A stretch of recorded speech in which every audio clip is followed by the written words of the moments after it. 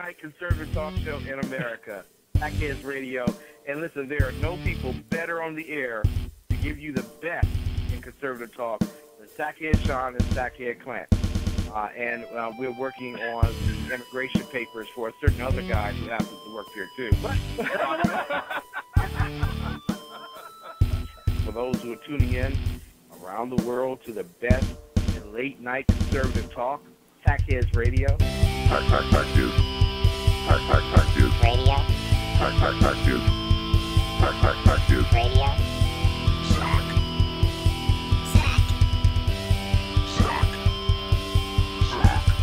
The best late-night conservative talk show in America. In America.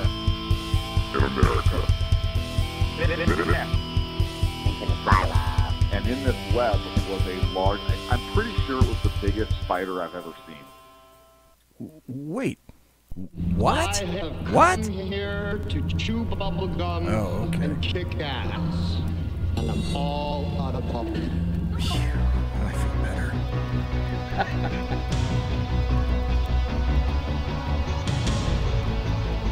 Had you going there for a second. Come on. You know I did.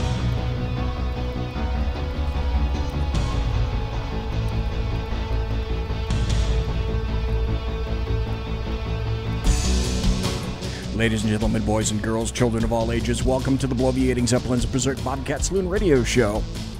The best late-night conservatarian talk show in the land. Right here, live and direct from the SHR, the sumptuous and palatial, look around, SHR Media Studios. You got a belly up to the bar, we've kept your seat, and it's great to see you back. Kelly is going to be your bartendress tonight. She pours with the best of them, and the lava lamp is in fact lighted to my left, your right, indicating that you can listen and chat at shrmedia.com. You can watch the show live, simulcasting, on the SHR Media Facebook page and the SHR Media YouTube channel starting next Tuesday. I will also be simulcasting on Big Sarge's Redcon 1 network. So you can watch, listen on those two, the SHR Media Network Facebook page, YouTube channel, and also Redcon 1 Media Network. Be there. We don't water our drinks, just like we don't water our conversation, politics, religion, crime, culture, economics, race, sex, science, law. We talk about it all right here at the Saloon. Nothing is sacred, the speech is free, but the booze is not. All we ask is that you flush the toilet, jiggle the handle, and don't forget to tip your waitress. Tonight, in the Saloon, in hour one, we're going to have the Bloviating Zeppelins East Coast Political Goddess live right here. Not in the studio, but I'm going to call her on the doggone phone. I haven't heard from her for a while, and like I indicated in chat, I'm going to go up to the top of the chat room, and you can see what I said. I'm going to try to see if perhaps I can coax some information out of Carrie Baxter Donovan. I don't know. I haven't talked to her about this at all. I'm going to see if she's going to be interested in talking about one of the biggest consternation points in her life in the past couple of months. She's had a hell of a ride. And I don't necessarily mean in a good way, in a very concerning way. Physically, she's fine. Don't worry. But if you've been reading her on Facebook or on Twitter, you know that she's had some issues with various websites, social media, etc. And if she's willing to talk about it tonight, I'd like to have her go into some detail about that. And basically it has to do with citizen journalism, which is what she is. And then, of course, as per normal, when we get her on the air, I like to have her address all sorts of various other issues, the topics of the day. Boy, have I got a lot of stuff lined up. If you look at the top. Oh, by the way, today is, of course, Thursday, February 21st, the year of our Lord, 2019, 21st. 21st, oh my God, February. You ever try to pronounce that word? It either comes out February, February, February, February, or if you try to pronounce it the way it's written, February, that doesn't really roll off the tongue very easily. Okay, so tell you what, we're going to see if we can bring her up here in a little bit and see if she's going to be around. And the second hour, I'm going to have happy stories and good times. And I'm also going to have an in-depth investigation. I'm going to pull back a little bit and take you through the journey that apparently Jussie Smollett has willingly decided that he's going to take, and give you a lot of information that other people haven't given you to date. Also with lots of audio clips as well, so that you are fully engaged, you are a fully educated consumer of news, as is citizen journalist Carrie Baxter Donovan. Carrie Baxter Donovan, do I have you on the air, madame? You do. Hello. How are you? Great. Outstanding. And see, once again, this proves that you are now officially radio savvy in BZ's eyes. And I got to tell you why.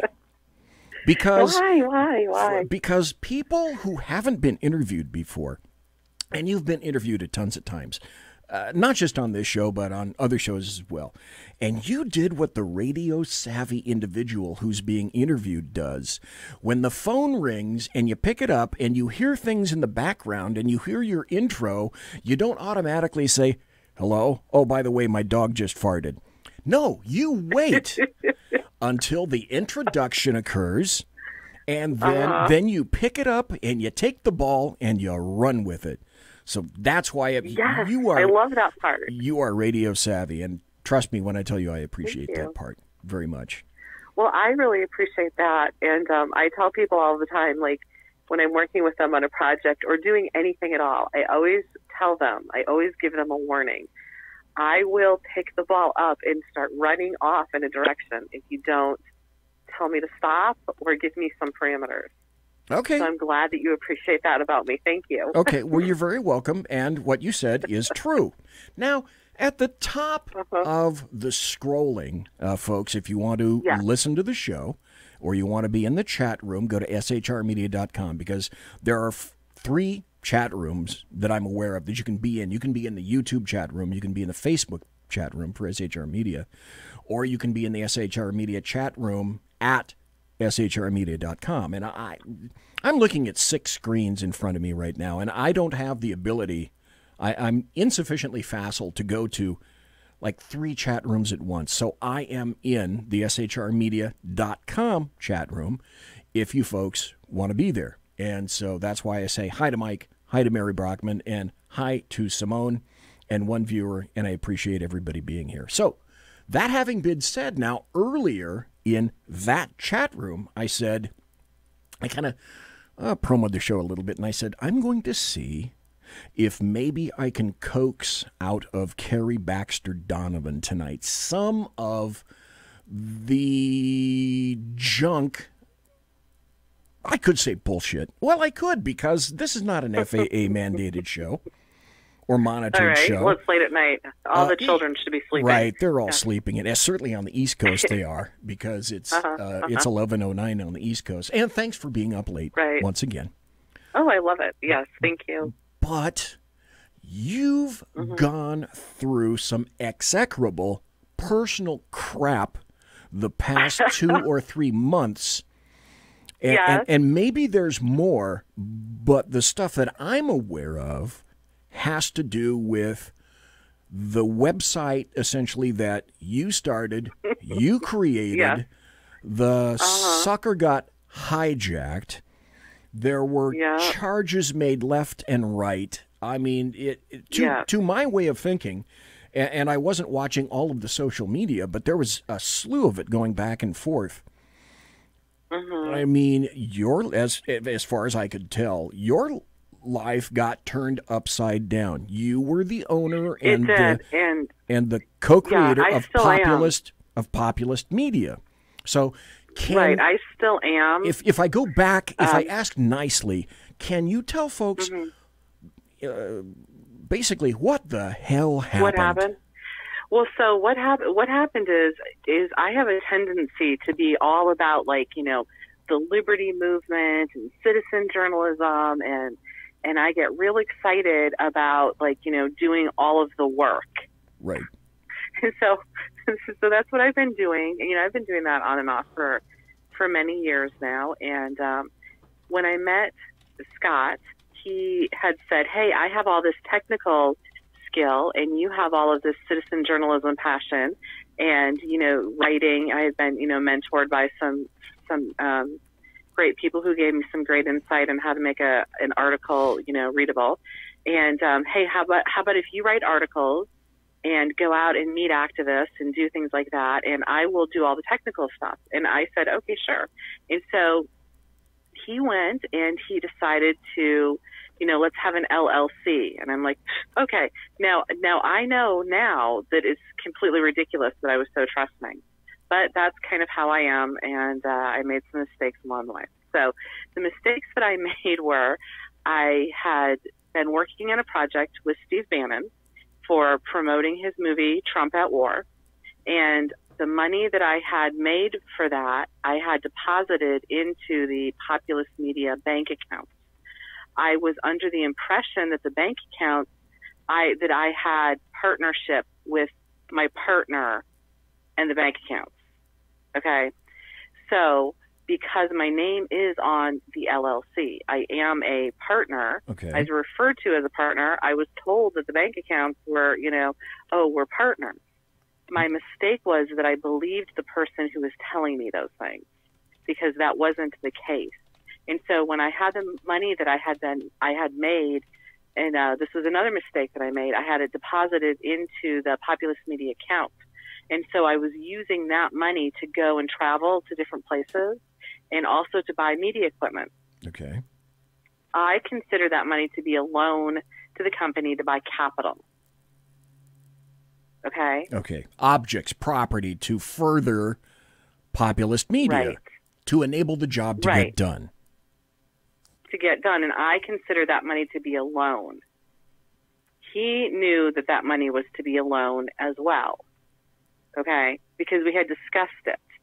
But somewhere along the line, he decided, no, he needed to have 50% of that money. We got into an argument. He shut the bank accounts down on me, and I went, what? Wait a minute. You can't shut bank accounts down on me because we're partners. Right? Exactly. Well, that's where I made the mistake. No, we weren't partners. He had set up the account so that I would have a debit card, but he controlled the debit card. Okay, so he set himself up as basically the CFO, the financial officer. Yes, and so he decided that I had, by taking the money and spending it on hotel rooms for CPAC, on things like marketing materials, on things like media equipment, that I had that. Therefore, he decided single-handedly that I had embezzled the money. Oh, wait. Let me stop you right here. Mm-hmm. He treated you like the federal government treated Donald Trump. Let's see. The FBI and the DOJ said, there's a problem. We think there might be Russian interference in the Trump campaign. So they had a choice. They could either go to the source and inform them, hey, we think you have a problem, or we can screw with you. So instead of telling you or informing you of that, basically he decided to eschew the information, not keep you in on it, and just take it another direction to try to screw you over. Right. And there are literally texts from me saying, can you tell me about and me dealing with the bank saying, how come I can't get a bank statement? And them saying, you are not on. Basically, what I found out later was, you are not on the business resolution at the bank. And I went, what do you mean? Because I trusted him. And see, this is a big mistake, and people need to understand this, that these little scam things are going around, and it's very easy. It's very easy to scam someone like me. So I had written 600 articles for which I never saw one penny. I never saw any money. He has made all of the money that's made on the site is his. He's kept all of it.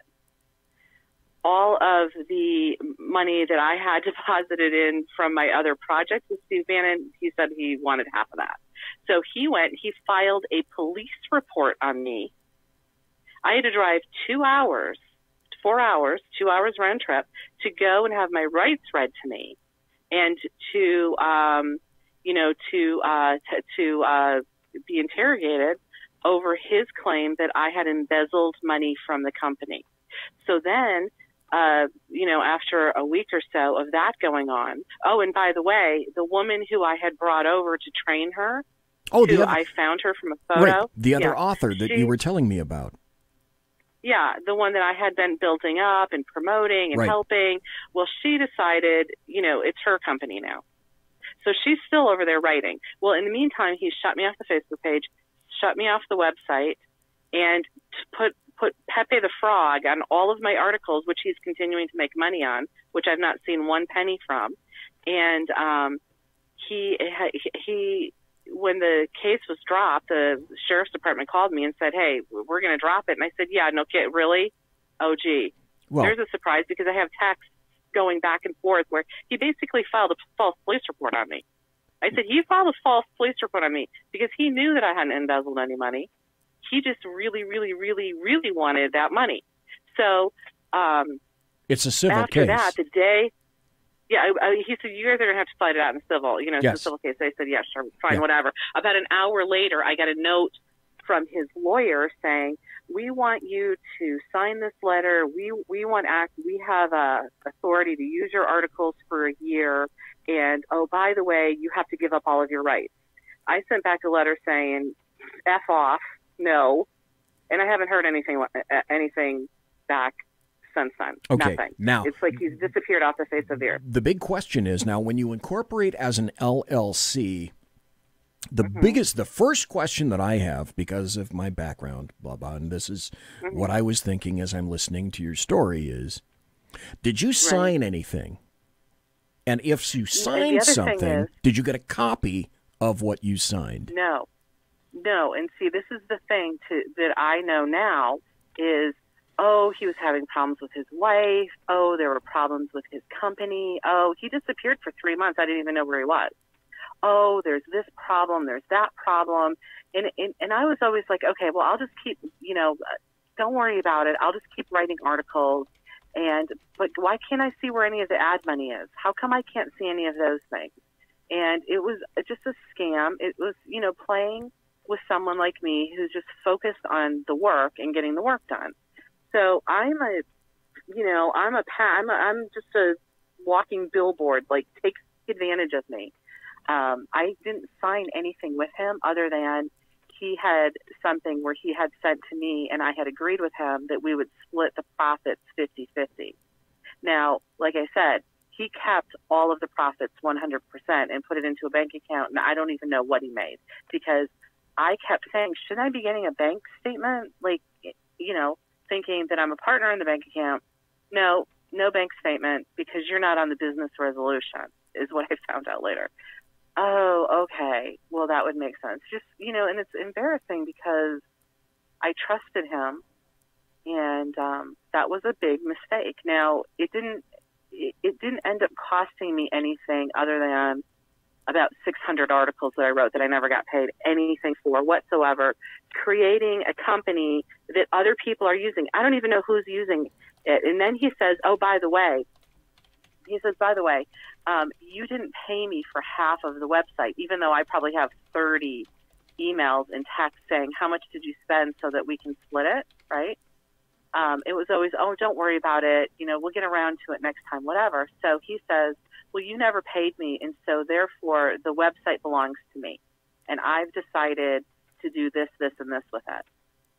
Okay. Which is really convenient. And I said, okay, fine, then you should pay me for the articles. I mean, you still haven't paid me for the articles. So, any which way you split it up, he's gotten away with everything. And it's another lesson in these little media websites, unfortunately, are just another scam in our political arena. And, it's annoying, but whatever. I've found numerous other projects to work on now. I have so many other things to do. I don't have time to write articles anyway. And then someone started up another, was it you who said, do you know about this guy? Somebody else started up another media company to give to me. And I said, no, I don't really want a media company right now. Anyway, I'm kind of busy. I have so many other things going on right now. I had 2 or 3 people say, I have a media company, I'll give it to you. So, Okay. whatever. It doesn't really affect me, but it's annoying and embarrassing. But I have moved on, and I'm working on other really cool stuff. Okay. So I don't really care. Before we get to that, folks, we're talking to Carrie Baxter Donovan. She is BZ's official East Coast political goddess since I started the show in January of 2017. My gosh, that's 2 years ago. Oh, my gosh. Yay. Yeah. Look at you now. Yeah, look at me now, 2 years. I'll tell you what, and I'll make this offer because I've dealt with a lot of this stuff before. If you want to talk to me offline about some things some suggestions, some things that you can do, I'm certainly more than welcome to do that anytime that you would wish. Awesome. Thank you. With regard to the offer of the various media sites, my suggestion, and I think I wrote to you about this, my suggestion to you is this. You already have 2 very important elements, 2 very important requisite elements to being a good citizen journalist. And that's how I'm introducing you basically from now on, not just the ECPG, but basically you are a citizen journalist. And I think that's truly what you aspire to, if I'm not mistaken. So well, I am, and that's part of the thing is I don't want to be a media celebrity, and I keep sort of getting a lot of pushback because I've had numerous offers from people. I want you to be the face of my media company, or I want to make you a superstar, and that has been going on for me for a long time, but for like literally 20 years. And I'm just not interested in being a media superstar. What I want to do is I want to work on a team, and I want to help promote other people. And I really love the message, yes, of citizen journalism. I believe it is extremely important as far as the liberty makeup of this country. So that's what I'm interested in doing. I don't want to be a media star. Some folks have already written down a number of things in chat, and I have to agree basically with both of them. Mike John Pasqua asked if you are still on Spreely.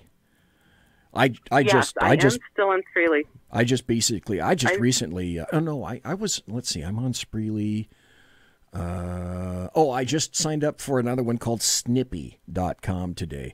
The second one, and this comment was made by Whiskey Dale, which is the exact same thing that you and I were talking about earlier, which is this: go solo.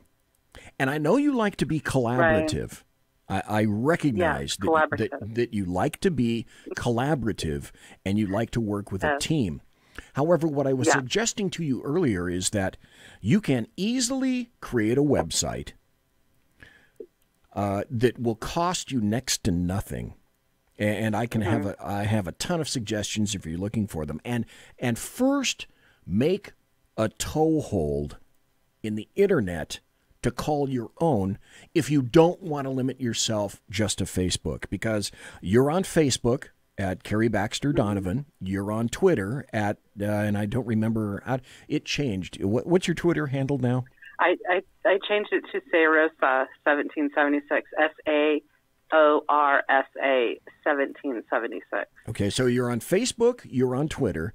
My suggestion was create a website.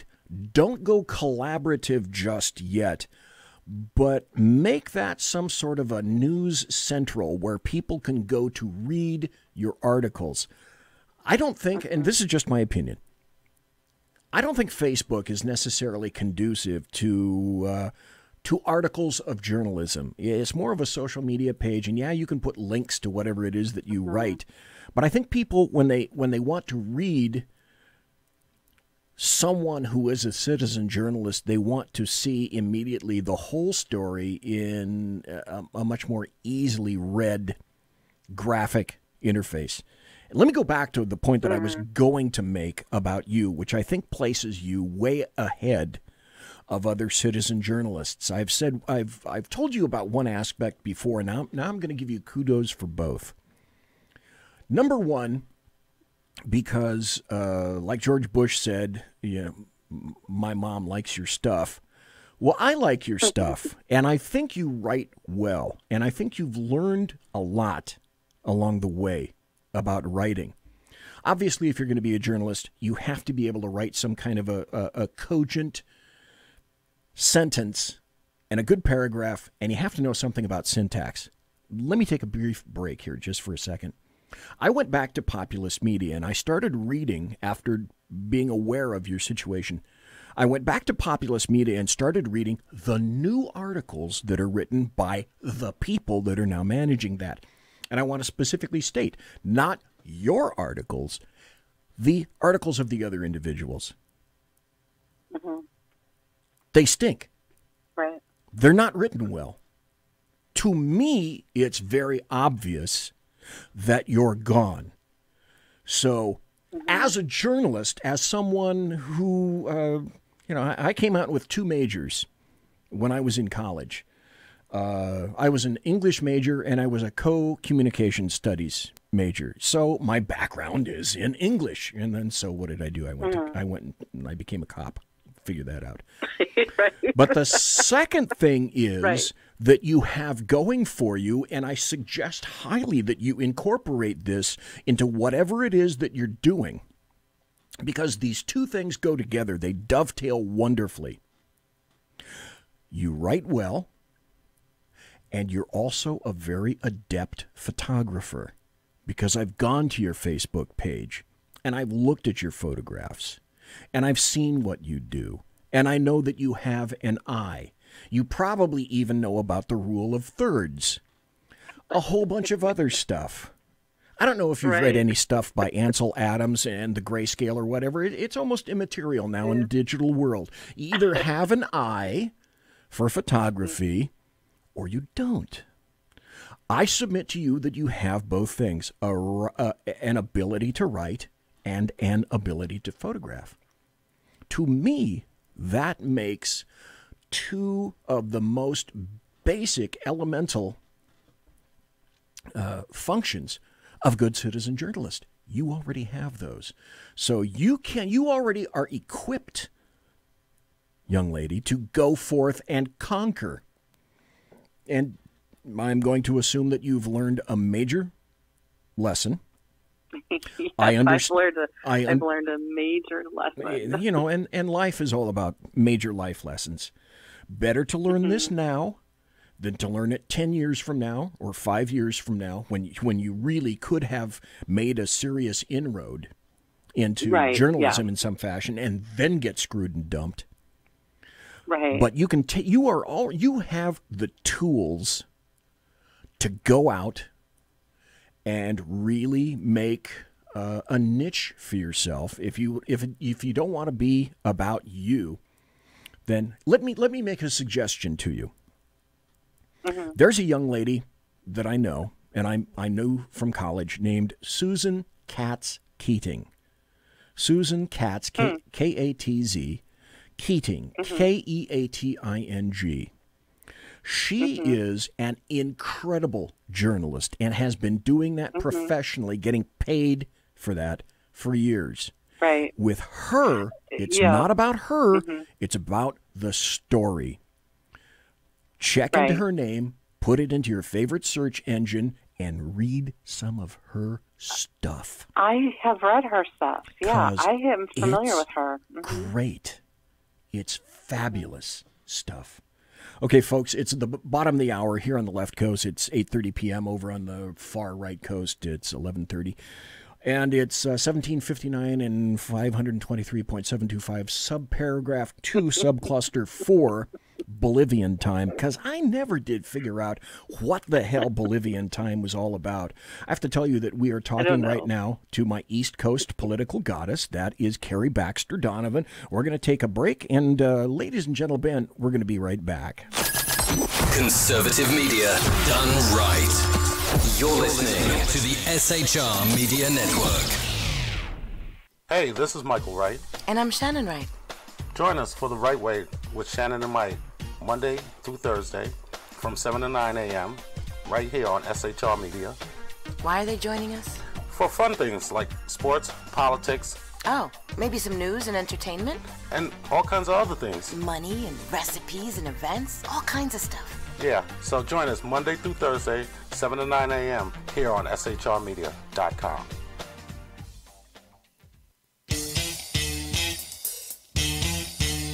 From a public locker inside a dilapidated Long Island rail station comes a show designed to piss off liberals using truth, facts, and ridicule. The Lid Radio Show, featuring the conservative voice from the People's Republic of New York, the Lid himself, Jeff Dunitz. Tune in every Wednesday at 2 p.m. Eastern, 11 a.m. Pacific on the SHR Media Network. Go to shrmedia.com. At Lid Radio, we fight for the truth, justice, and a good kosher T-bone. If you don't listen, Hillary Clinton might sneak into your bedroom in her housecoat late at night and blame you for her election loss. It's the Lid Radio Show with Jeff Dunitz.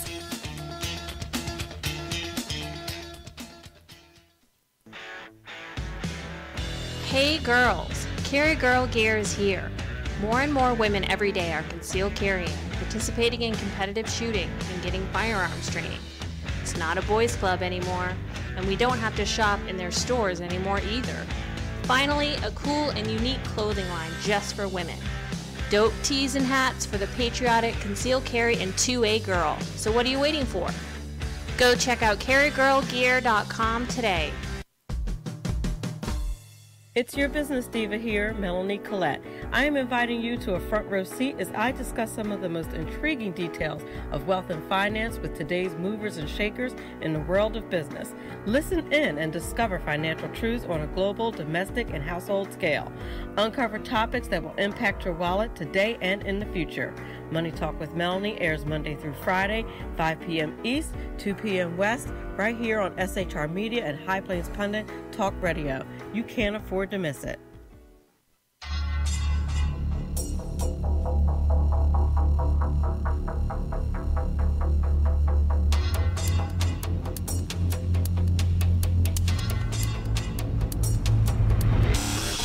The new show on the SHR Media Network, Sackheads Against Tyranny. On shrmedia.com. Go there quick like a bunny, 11 p.m. Eastern, 8 p.m. Pacific every Wednesday. Live and direct on the SHR Media Network. shrmedia.com. Be there.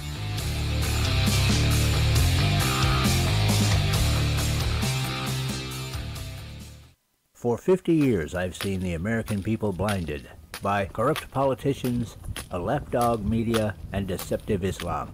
The one thing the elites fear is one man with a cane. I'm Dave Milner. Join me through Spreaker, iTunes, and SoundCloud, through SHR Media and the Western Free Radio Network, for half a century of experienced perspective on political and social issues, weekly on The Unpleasant Blind Guy. And catch me on Jeff Mitchell's EDL Radio on blogtalkradio.com. There's no surrender, ever. Because truth is not always pleasant.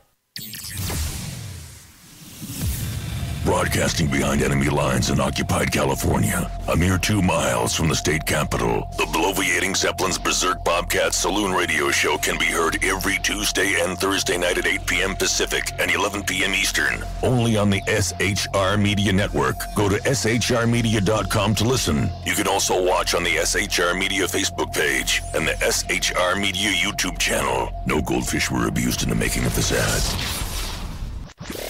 Conservative media done right.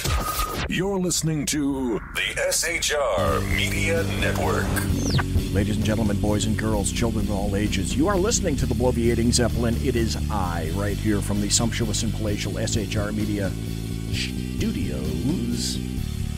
Go to shrmedia.com where you can listen to the show and also engage in the chat room. Or if you want to watch the show, you can watch it at the SHR Media Network Facebook page or the SHR Media YouTube channel.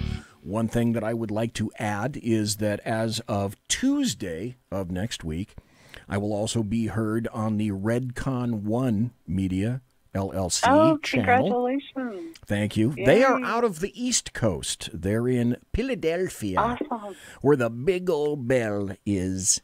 And I don't know, maybe they'll ring it for me. Awesome. Probably they won't, or they could go up and, I don't know, if I transported myself there, I could go up and touch the statue of Rocky or something like that. But no, I won't be able to do that. So anyway, they've got pretty big media. They got a lot of good folks on it. And I was actually solicited to be on their network. I think it's because that's fantastic. Well, I love it. Yeah, I know. Yay. Thank you very much.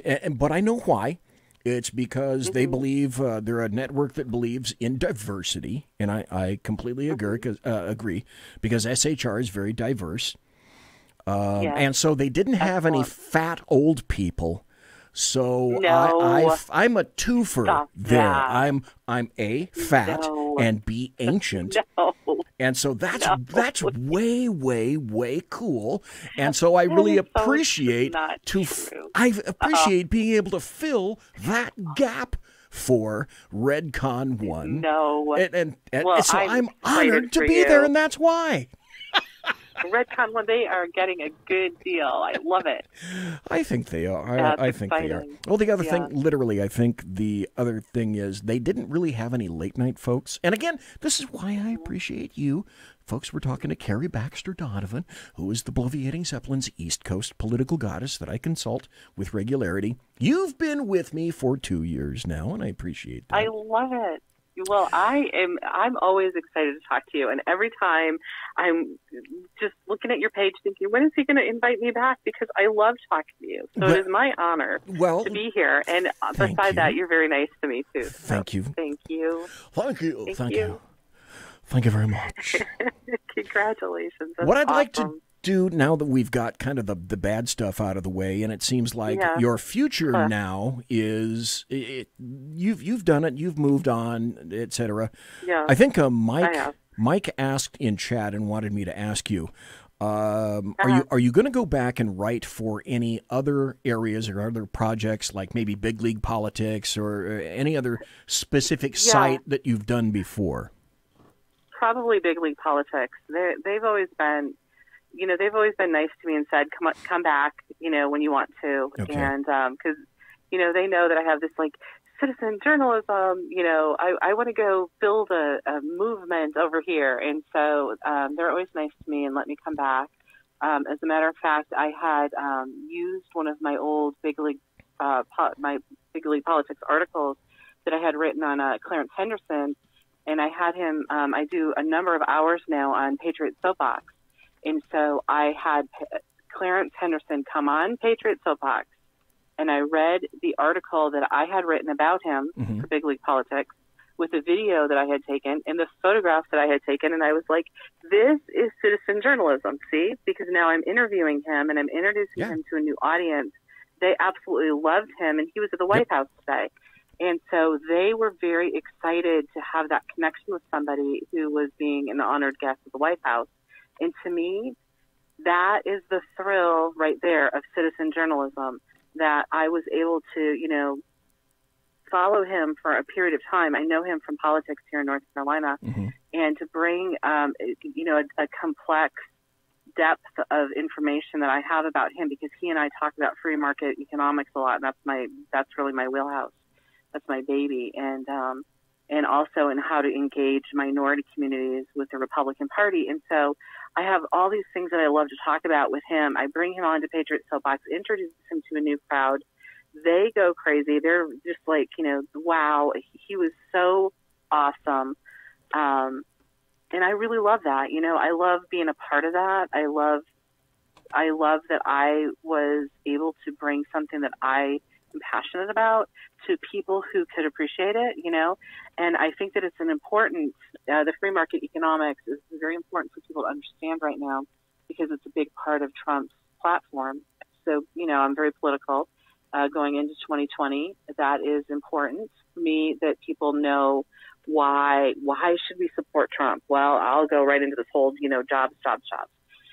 So the whole thing was just like this beautiful package tied together for me. That's, you know, what I've moved on to do. I'm also doing some communications director for a U.S. Senate race. Oh, okay. That's a new thing. Okay, who is that? Peggy Hubbard. She's running in Illinois, and she wants to take Dick Durbin's seat. And she asked me to be her communications director, and I'm just like, awesome, yes. Okay, because cool. I like her. I liked her before, and she and I can talk about a lot of those issues. So I'm doing that as well. And that also brings me back into the big league politics area. You know, can I write some articles about her? They said yes. So I'll probably be back over to big league politics again, which, you know, I love them anyway. It's great. It's just, I think it's a good site. It's a good platform for you.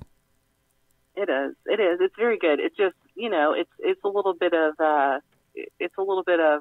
oh, gee, it's not my, you know, my dream of bringing in all activists because they have real writers there. Yeah. Well, you wanted to strike out. Awesome. Yeah, you wanted to strike out on your own. People get it. You wanted to be the citizen journalist entrepreneur, so to speak.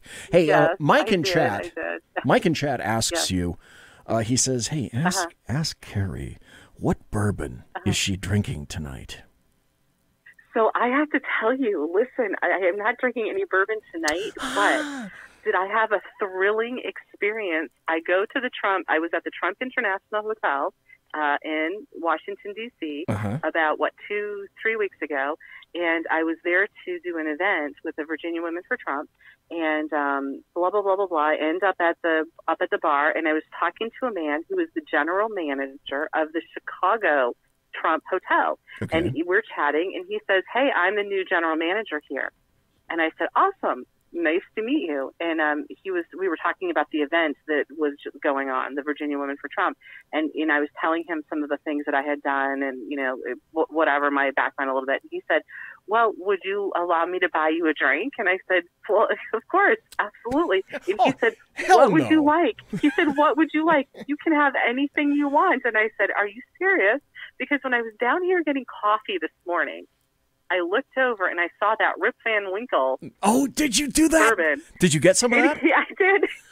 So I didn't know what it was, to tell you the truth. I was just like, I just noticed the label, and there it was. And he said, "Well, I think it might be a little overrated, but sure." And he goes and, you know, he puts his hand out. And I'm sorry, I've got something playing here. He says, "Okay," and they bring me a glass. You know, how would you like it? I always have a little rock there, and put a nice cube in.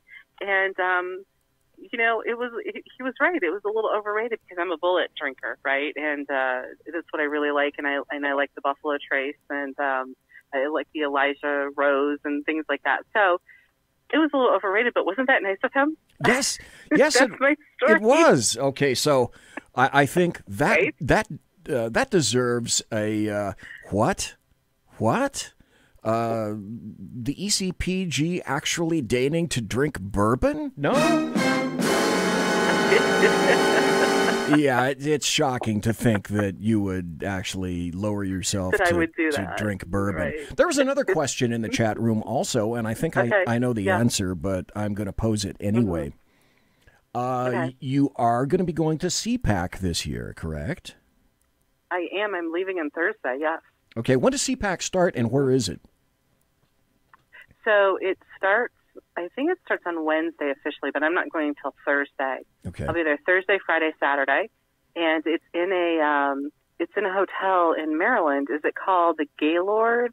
I think it's called the Gaylord. It starts with a G. Okay. So I have a hotel room in the Gaylord, which I was whatever the hotel is, I'm pretty sure it's called the Gaylord. Usually, for many years, I've slept in my car or tried to find a cheaper place, like down the road, like some little $100, you know.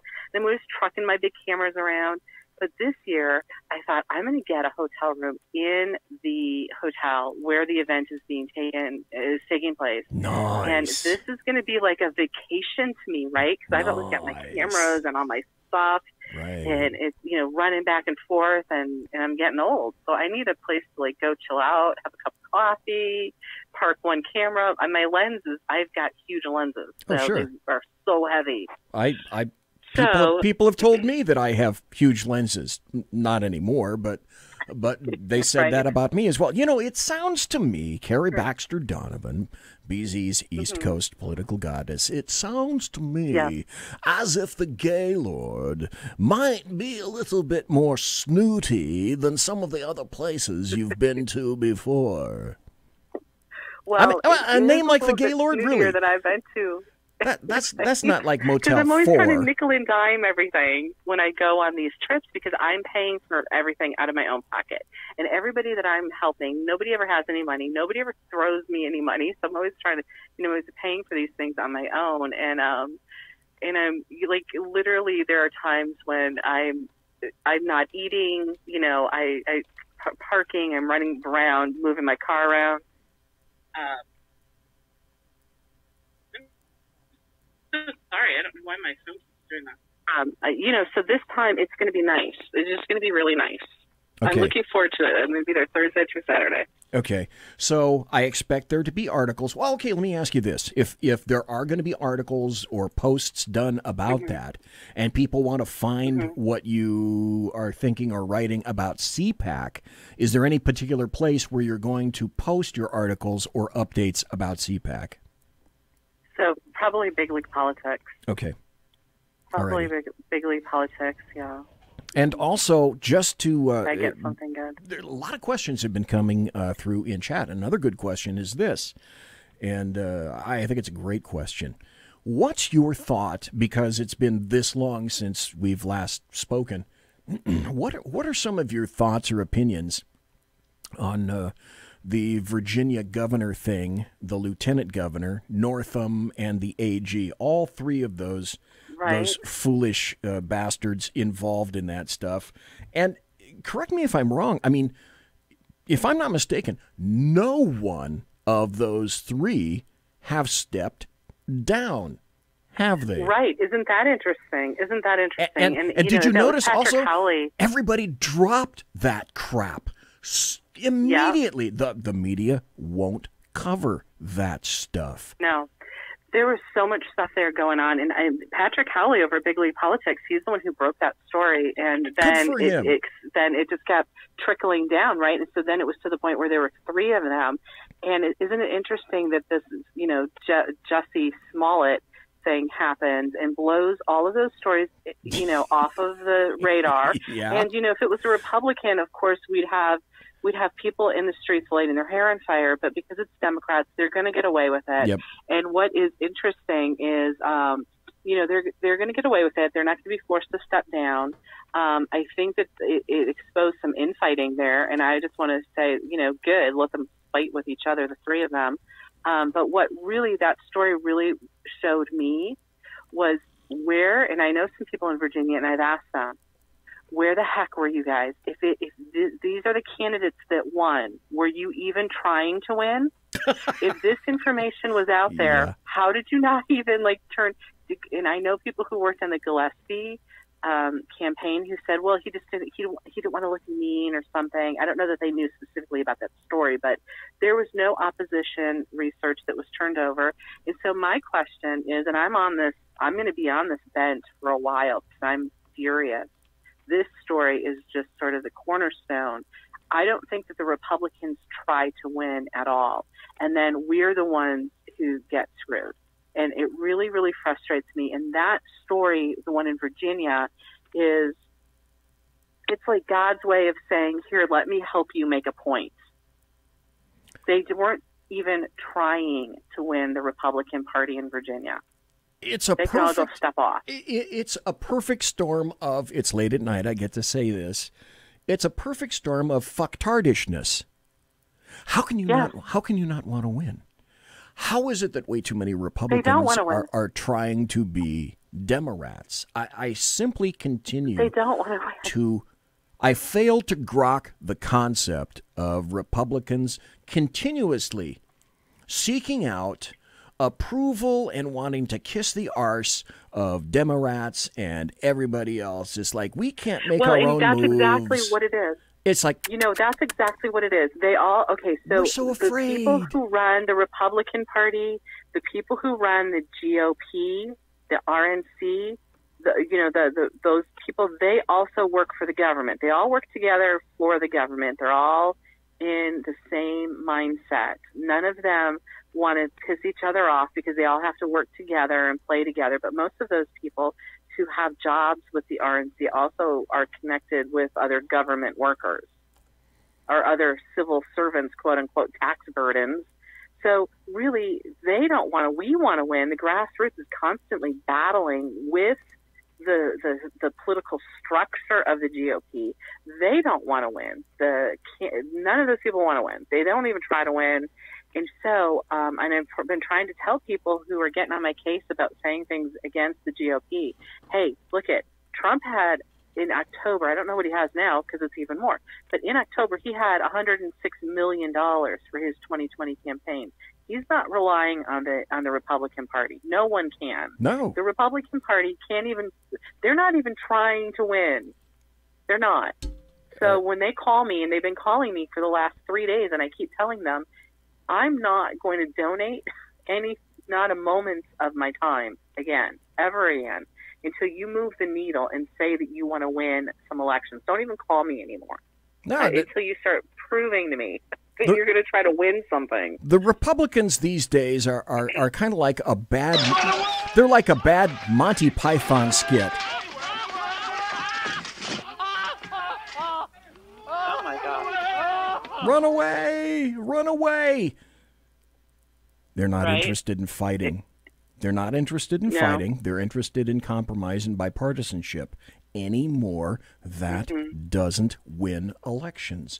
That guarantees nothing more than you tank, period, end of statement. Right. Let me ask you another question. So that's what that story really meant to me. Yeah. We're seeing the Democrats appear to be doing in 2020 what the Republicans did in 2016, and that's having a massive lineup of individuals, and eventually it'll get weeded out and weeded down. I've heard already a number of, I guess, pie-in-the-sky, cherry-picking kind of things going on. And I believe that what we're seeing is we're seeing Democrats eat Democrats, which is great because I think that's a wonderful lunch or dinner for Democrats. But with that in consideration, and Kamala Harris did her best to stab herself recently, and then her father came out with some things today that were not nice in terms of what he thought his daughter was doing. By the way, folks, you should know that Kamala Harris is Jamaican and Indian. Everyone says that she's, 100% black. I respond in a kind way by saying, bullshit. But who do you think, for example, let me throw this out. Carrie Baxter Donovan, an example. People are saying, oh, you know who'd make a great ticket? I think that Joe Biden and Beto O'Rourke would make a great ticket. Who do you see any people in this massive bunch of losers starting to emerge, perchance, as some credible candidates for the Democrats? Well, I don't think any of them are credible Americans. So, no, but I do think that what we're going to end up seeing is most of them are in it just, to fundraise and try to make a name for themselves. So Cory Booker, Kamala Harris, Elizabeth Warren, I don't think they have a chance. I don't think they're credible that way, that they have a chance. But you know what I think is going to end up? It was supposed to be Biden last time, but Hillary wouldn't get out of the race. Right. So I do think it's going to be Biden. And I do think the way that they're pushing Beto, like he's the next Obama, I think they're, maybe that's who they end up with. Okay. Oh, boy. I don't know. What do you I think, let me ask you this, too. We've got about, what do we got? Oh, we got 5 more minutes. Okay, cool. Okay. I don't believe, although she's hinted and other people have said, I don't believe Hillary Clinton is going to come back. What do you think? Well, if you had asked me that like a month ago, I would have said I think she's coming back. But now she's been quiet, and all of these other people are throwing their hat in, and she's not. I don't think she is coming back. No, I have to admit, I really think it's settled. Yeah. And then the other thing that I find very interesting is Bernie Sanders just put his tossed his hat in the ring. But did you notice that Bernie is already a little bit different than he was the first Bernie in 2016? Now everybody knows he's a socialist. But now he's changed his gig. In 2016, Bernie was all about the economics. Bernie was all about the corporations and socialism and getting people in to realize that Wall Street sucked, big cash sucked, capitalism sucked. And now, Carrie Baxter Donovan, what's Bernie talking about? He's talking about Muslims. Yeah, he's talking about identity politics. He's talking about gays, about the paint jobs on various individuals. This is a new Bernie Sanders. And Bernie Sanders, we have to admit, he did pretty damn well in fundraising last time around. He made a lot of money in 2016. He did, but he made a lot of money for himself. I found this article about how Bernie Sanders had gotten kicked out of a hippie commune for being lazy. Like, well, you got to work hard at that crap. Right. I mean, he is out there working very hard for his money now. Doing a lot of political theater, and it's really disgusting though to see somebody who's benefited from being an American as much as this lazy beat has, doing the things that are just inflammatory against our American culture and our American heritage. This guy, to me, Bernie Sanders, I'd like to tell him what I think of him. He's pulling out all of the stops to just show, that he could be more radical than anyone else, knowing full well that he's not going to make it past the primary. So he's in it just for the money. Maybe he can buy himself a fourth, beach house or something. Which is interesting because he eschewed the big, deep pocket contributors, which is why I think really, truly on the Democrat side, they cannot afford, literally, they cannot afford to let a Bernie Sanders through so that he screws up their chance for vast sums of cash and largesse. They can't let him through. They absolutely can't. No. Right. Final thought. Let's see, like Kamala Harris, any potential for her? Could she be a new shining individual? And do you think she'll make it through a couple of vetting processes in 2020? I think that she will for the political theater of it. I don't think any of them. I don't think even Biden. I just saw a poll from North Carolina Civitas where Trump is leading in North Carolina, beating 4 Democrats. Oh yeah, I saw that. I was going to say in North Carolina, right? That's kind of a big deal. We have more independents here in North Carolina than Republicans and Democrats. I just saw that. It was in your Facebook feed, and it says a statewide survey of likely voters finds President Donald Trump with leads over 4 of the top Democrat contenders in the 2020 presidential race. That's astounding. That's amazing.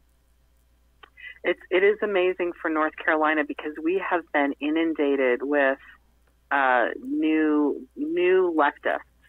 And they cleaned up the last election, and and like, I actually had someone call me who's going to be running for a pretty high office here in North Carolina to get my point of view. And I was like, "You're calling me to get my point of view? What?" And he said, "Carrie, you seem to be like, you seem to know the most about President Trump. I'm going to bypass the NC GOP right now. They don't even know what they're talking about. And ask you, do you think that Trump is going to turn out the vote?" And he asked me this a couple of weeks ago, and I said, absolutely. Trump's going to turn out the vote in North Carolina. It's going to happen. Outstanding. And so then for this poll to come out, he's right. So somehow, so many things I know what I'm talking about. But that's what I see. If Trump can do it in North Carolina, that's kind of, I think, a litmus test for the country. Okay, so if folks want to read you, you're going to be going back to big league politics, and you're going to be submitting some articles through them in the future. I will. Then? Okay, and also tell people where you can be found on social media, so that if they want to follow some of your thoughts and whatnot until you find a new home, where can you be found on social media? So I am on Spreely, but I have to get over there more. My friends are running that, so I need to get over there a little bit more. And I like it. I just have been so busy. But I'm on Patriot Soapbox on from 1 to 3 on most days of the week, and then 3 to 5 on Thursdays. And I was going to ask you to come on my show, but I'll get back to you about that later. Okay. And I'm at Sarosa, SAORSA 1776 on Twitter, and Carrie Baxter Donovan on Facebook. And I love talking to you. Congratulations on your expansion into new markets. Thank you. And I'm really excited for you. That's awesome. BZ is always expanding. See, I knew you were going to turn it that way. Yeah, of course. I was lucky enough to be on with Ken the other night talking to him. I'm going to see him at CPAC, and I want to get Peggy a ton of interviews. So I'm going to be going up and down Media Row, begging people, please pay attention to what I'm saying here. There's so much activity going on at CPAC, and that's what I'm going to focus on. And then I have some other projects I'll tell you about when they happen. Okay. Well, I'll tell you what. There'll be exciting things unfolding. We're going to have to go to a break. Folks, we've been talking to Carrie Baxter Donovan, and I want to do this. Let me throw this out there, and you tell me how responsive or interested you may be. When CPAC concludes, I want to have you back, because I believe that you'll be a much better informed individual in terms of where the GOP wants to go, wants to be, and what it sees in its future. Would you be interested in coming back and chatting about that, about CPAC? I would. You know what? I would love to. And if you hadn't asked me to, I will go now and pay attention and listen to the breakouts and see what I can dig up, because otherwise I would have ignored it all. But now I have a reason. Now I have a reason to, and I would love to. Hell yeah. You bet. Okay, folks, we've been talking to Carrie Baxter Donovan, who is the Bloviating Zeppelin's East Coast political goddess. She doesn't let crap get her down. Got kicked in the butt, stood right back up, and said, fine, I'll take it on the chin again. And then, because she is a citizen journalist, she's still going to break out on her own. Great writing, great photography. It's Carrie Baxter Donovan. We're going to take a break after this and be right back. Don't go anywhere. SHRmedia.com. Conservative media done right. You're listening to the SHR Media Network. Hey, this is Michael Wright. And I'm Shannon Wright. Join us for The Right Way with Shannon and Mike, Monday through Thursday from 7 to 9 a.m. right here on SHR Media. Why are they joining us? For fun things like sports, politics. Oh, maybe some news and entertainment? And all kinds of other things. Money and recipes and events, all kinds of stuff. Yeah, so join us Monday through Thursday, 7 to 9 a.m. here on SHRmedia.com.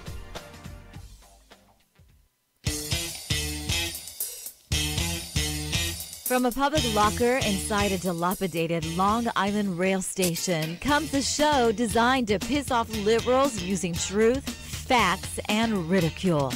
The Lid Radio Show, featuring the conservative voice from the People's Republic of New York, the Lid himself, Jeff Dunitz.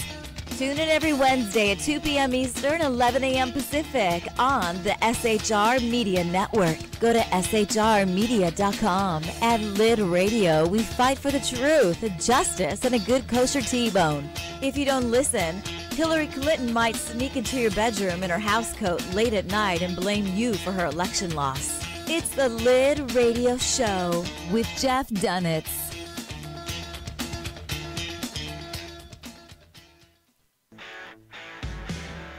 Hey girls, Carry Girl Gear is here.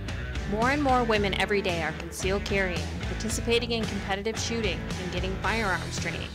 It's not a boys' club anymore, and we don't have to shop in their stores anymore either. Finally, a cool and unique clothing line just for women. Dope tees and hats for the patriotic concealed carry and 2A girl. So what are you waiting for? Go check out carrygirlgear.com today. It's your business diva here, Melanie Collette. I am inviting you to a front row seat as I discuss some of the most intriguing details of wealth and finance with today's movers and shakers in the world of business. Listen in and discover financial truths on a global, domestic, and household scale. Uncover topics that will impact your wallet today and in the future. Money Talk with Melanie airs Monday through Friday, 5 p.m. East, 2 p.m. West, right here on SHR Media and High Plains Pundit Talk Radio. You can't afford to miss it.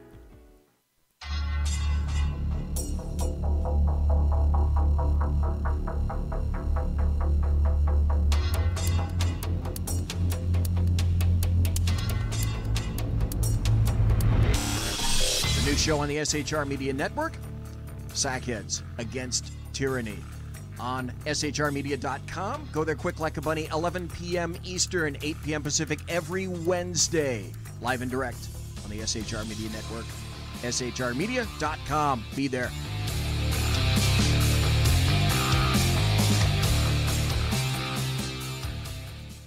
For 50 years, I've seen the American people blinded by corrupt politicians, a lapdog media, and deceptive Islam. The one thing the elites fear is one man with a cane. I'm Dave Milner. Join me through Spreaker, iTunes, and SoundCloud, through SHR Media and the Western Free Radio Network, for half a century of experienced perspective on political and social issues, weekly on The Unpleasant Blind Guy. And catch me on Jeff Mitchell's EDL Radio on blogtalkradio.com. There's no surrender, ever. Because truth is not always pleasant. Broadcasting behind enemy lines in occupied California, a mere 2 miles from the state capitol, the bloviating Zeppelin's Berserk Bobcat Saloon radio show can be heard every Tuesday and Thursday night at 8 p.m. Pacific and 11 p.m. Eastern. Only on the SHR Media Network. Go to shrmedia.com to listen. You can also watch on the SHR Media Facebook page and the SHR Media YouTube channel. No goldfish were abused in the making of this ad. Conservative media done right. You're listening to the SHR Media Network. Ladies and gentlemen, boys and girls, children of all ages, you are listening to It Is I, BZ, the bloviating Zeppelin, Zeppulus, one each. The Zeppmeister sitting in the number uno chair here in the sumptuous and palatial SHR Media Studios, where I'm broadcasting behind enemy lines in occupied California, 2 miles east of the very locus of evil on the entire left coast, nay, possibly the entire nation, the capital, Sacramento, the Capitol building at 10th and L, where common sense screams, dies. There's a death knell of common sense in the Capitol building at 10th and L in Sacramento, Fornicality. And when I leave in less than an hour, about 50 minutes from now, out this door, and I open the door, I'll be able to smell the evil sulfur and brimstone which emanates late at night from that building at 10th and L Street, downtown. And so when I say that I'm in Sacramento, the belly of the beast, whew, I really am in the belly of the beast. Well, folks, I told you that I've got like 28 tabs of stories that I wanted to go over. But before I got there, I also wanted to make sure that I go through some happy stories. And there are some updates here. I'm going to do a couple of updates, which I may place them in this category. You know what? Yeah. Let's just go ahead and do this right now. It's time for happy stories and good times. Here's what I consider to be a very happy story. This just came out today, and I was just made aware of it about an hour and a half ago. 2 stories about this particular individual. No, I'm sorry. 2 stories about 2 separate individuals. The first is this story from the Federalist Papers, and the headline is this: AOC, Alexandria Ocasio-Cortez, the Democrat socialist from New York, might be in even bigger trouble than Jussie Smollett for her lies about her boyfriend. And you may be thinking, why, what? I don't get that. Millennial socialist Alexandria Ocasio-Cortez Stalin, we can throw on that 4th name, just on the end, just because of it. Democrat, of course, from New York. She could be in a little bit more trouble than Jussie Smollett. And when I finish with happy stories, we're going to be going into an in-depth examination of that situation. It was reported by a bunch of media outlets yesterday that AOC helped to funnel, and already this is why this is grand. This is why this is great. As I wrote on Twitter, I think, she's already learning how to get, as the Italians say, as the mafia say, on the East Coast in New York, in the Northeast. She's already learning how to get a beak wet, okay? She's already learning that she helped funnel $6,000 to her boyfriend during the campaign. And today, we've learned that those contributions were quite likely illegal. And if they're not downright criminal, then it's very likely that they're highly unethical. Now, Twitchy, I don't know if you read Twitchy. I do every once in a while, not with any frequency. But I noted this. Twitchy wrote today, remember Luke Thompson? Okay, remember that name. Remember Luke Thompson. He's the guy we told you about last week, whose account was locked by Twitter after he started asking questions about why Representative AOC, why her boyfriend has an official House of Representatives email account. The American media maggots, of course, blew this dude Luke Thompson off, right? Okay. And so did her AOC, because she's a representative. She has a chief of staff named Sakat Chakr. Sakat Chakr, C-H-A-K-R, Chakr.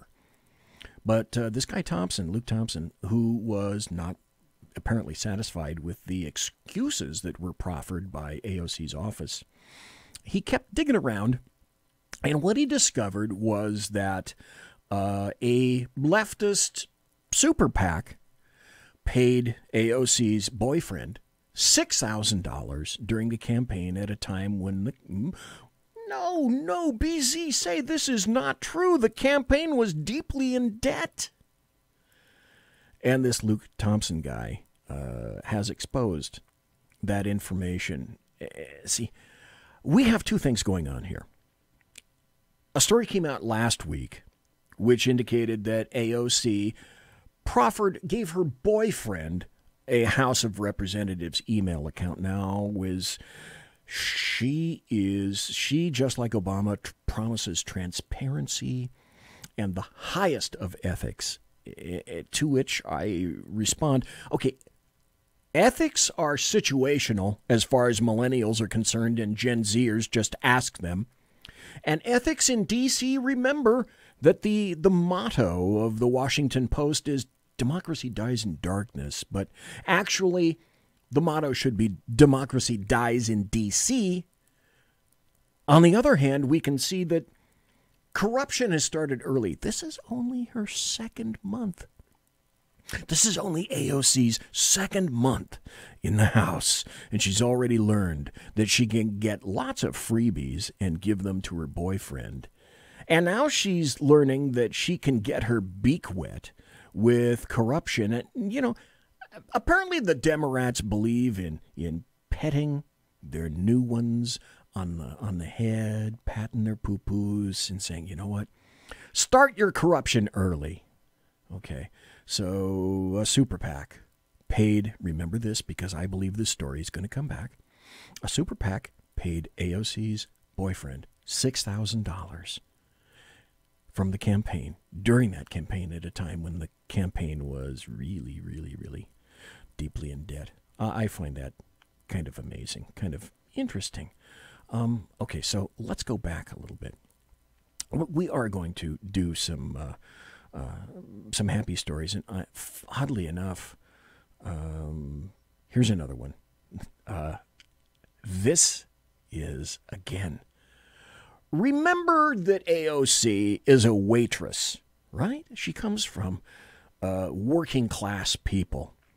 And here's a story from the New York Post saying that AOC is unhappy because people are exposing that she has a new luxury high-rise. Remember, she said that she doesn't have any place to live and times are tough, and now she's getting her beak wet. She's learning about corruption. She's learning about providing an email system to her boyfriend and about getting $6,000 from a super PAC. So the Democrats are starting the corrupt... What is it that Star Wars said? Something like that. Maybe it was Obi-Wan Kenobi that said something similar to, the corruption is deep in that one. And I think that might be true. Here's the story. Representative AOC, Alexandria Ocasio-Cortez, scolded media outlets for reporting that she lives in a luxury high-rise building in Washington, D.C. around the time that she and other high-profile Democrats appeared on a hit list compiled by a Maryland man arrested for allegedly planning a mass terror attack. She said, journalists are sharing stories about where I live the same day it's shared that myself and others were targeted by a mass shooter. All this paired with amplifying unvetted conspiracy theories. It's reckless, irresponsible, and puts people directly in danger. This isn't a game. That's called doxing. Oh, that's right. Lots of conservative politicians have already been doxed by leftists. Tons of people on the left. Apparently, then it got out because of that she does, in fact, she's not living in a cardboard box anymore because she's a representative from New York City. Here's another story. This is a happy story, and this makes me very happy. And again, it's from New York. Andrew Cuomo blames the Democrats for killing the Amazon headquarters deal. Imagine that. I love it. I love it when leftists skewer the fuck out of leftists themselves. Governor Andrew Cuomo on Thursday blamed fellow Democrats in the state Senate for killing the deal to bring an Amazon headquarters to Queens. And AOC, if you remember, was ever so happy about that. So instead of bringing jobs to New York, she was one of the people that was pushing that Amazon doesn't need to be there. They're evil. They're a large company. They're owned by the richest man in the world, and it doesn't need to be here. And then basically what you had is, here's the sound of 25,000 jobs flying away from New York City. And now they're all gone. He said a small group of politicians put their own narrow political interests above their community. AOC, but he didn't say that. Which poll after poll showed overwhelmingly supported bringing Amazon to Long Island City, the state's economic future, in the best interests of the people of this state. Cuomo said in a statement, the New York State Senate has done tremendous damage. They should be held accountable for this lost economic opportunity. But I have to say, I love that too. Hey, since we're in New York, let's stay here in New York for a while. Here's another article that I love. This is from theblaze.com, and its headline is this. Some New Yorkers aren't happy that $15 minimum wage has increased food prices. As if you didn't see this coming, right? It was apparently impossible to see this coming. New Yorkers and Cuomo and everybody else, they were stunned. Well, yeah, apparently they were stunned to find that when the minimum wage goes up, the prices basically have gone up at every restaurant in New York. Apparently a concept that a lot of people don't understand. Some New Yorkers are displeased with one of the more predictable outcomes of a $15 minimum wage. Restaurants all over the city are raising their prices, according to the New York Post. The city's minimum wage went up to $15 from $13 or $13.50 at the beginning of 2019, boosting the paychecks for numerous lower-wage workers. However, those who rely on restaurants regularly for the daily lunches, they're not happy. It's obnoxious, kind of a slap in the face, a Starbucks patron said. Another increase, and you know what? I'm not going to come back. Restaurants are raising prices just to adjust for the higher salaries they have to pay workers, but they're increasingly worried about discouraging customers with too high prices. I repeat, for those of us who come from the Redundancy Department, apparently leftists are this brain-glazingly stupid where they didn't see this crap coming. Okay, one final happy story, and this really is this is a cool story. Because everybody knows that cops are evil, right? Did you guys hear about the police officer who left a pregnant waitress a $100 tip along with a message written on the receipt? And it goes like this. A police officer in New Jersey left a touching note for a waitress along with a $100 tip after learning she was pregnant with her first child, according to the server's father. Brian Cadigan of Sewell, New Jersey, shared the sweet story on Facebook over the weekend, posting a picture of the officer's receipt, and you can see it if you dig around in your favorite search engine for it, and praising this guy for his generous act. And the guy said, "You always hear about how bad the police are, how they treated you like dirt, how they're on a power trip." Cadigan began his post. "Yeah, I'm sure there are some bad apples out there, but most of them are just doing their jobs, and they deal with the worst of society every day, and they have to keep going back every day and deal with it all over again." Then he went on to praise the police in general for the things that they do that most people will never know about, before sharing the story of his daughter's run-in with the officer who walked into the Lamp Post Diner in Gloucester Township on Friday. And the dad wrote, "My daughter's a waitress at a local diner. She's 7 months pregnant and working still to save as much money as she can," explaining that his daughter attended to the lone pleasant officer who came in alone for lunch. When he was done now, Cadigan, the father of the waitress, said the officer signed the check and left her a $100 tip on a $9 ticket. And the note simply said, "Enjoy your first. You'll never forget it." And the father said, "What a wonderful person to not only leave an extremely generous tip, but a lovely message." And a lovely message it was, indeed. Now we're going to go to a different message. And I suspect I may run the rest of the show off of this. If I don't, I've got tons and tons and tons of stories right in front of me to pick up.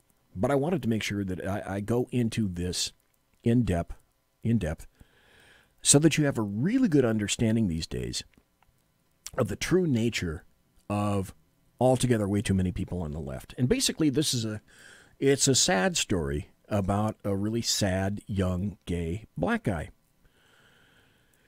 And it started like this. Somehow he felt that he wasn't a sufficient victim for the left, or, well, I don't know, maybe he has been laboring under some serious mental leftist issues, or perhaps even in a more craven context, he was a seeker of hack publicity. Or now it's been recently revealed that there's even more to the story. Well, things began on January 29th, and I saw a story from eonline.com. And it said, star of the Empire TV show, Jussie Smollett, is hospitalized after, this is the article, this is how it was written. Not, he says this happened, but he was hospitalized after a homophobic, racist attack. That's how the story is slanted. Jesse Smollett has been hospitalized in Chicago after an apparent homophobic and racist attack. According to the Chicago Police Department's incident details, a 30-something man was walking when two unknown offenders approached him and gained his attention by yelling out racial and homophobic slurs towards him. Police say the offenders allegedly began to attack the victim with their hands about the face, and they poured an unknown chemical substance onto the victim. At some point during the alleged incident, one of the offenders wrapped a rope around the victim's neck. According to police, the offenders then fled the scene, and the victim was self-transported to Northwestern Hospital. He's in good condition, and area central detectives are investigated. Okay, so that was just enough information to keep it really specious. What it turns out, though, is that the allegation was that it was two Caucasoids wearing MAGA hats saying something similar to, "This is MAGA country," who decided that the unknown substance that they poured on him, it's alleged to be bleach. I guess the figure was maybe they were going to bleach the paint job off of him. I don't know.